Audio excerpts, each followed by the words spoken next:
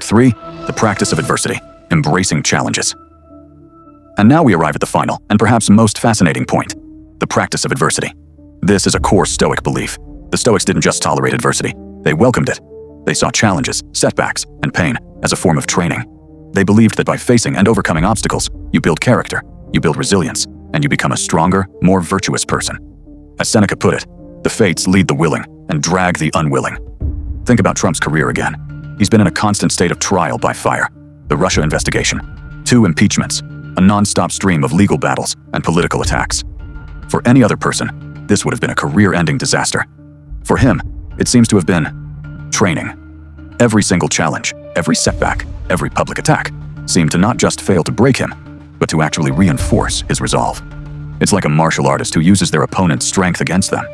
The more pressure he was under, the more his supporters rallied around him. The legal cases weren't just legal cases.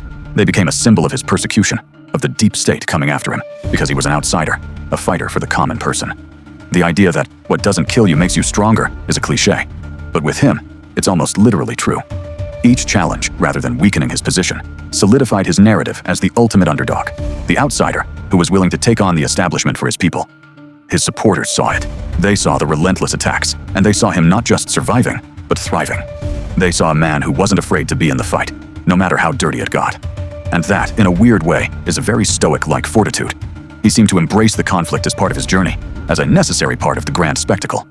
This idea of embracing challenges is a powerful one.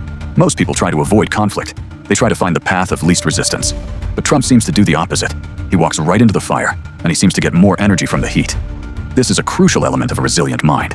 When you stop seeing challenges as things to be feared and start seeing them as opportunities to grow, to prove your mettle, and to showcase your strength, you become unbreakable. His entire career, from the real estate world to the political arena, has been defined by big, public battles.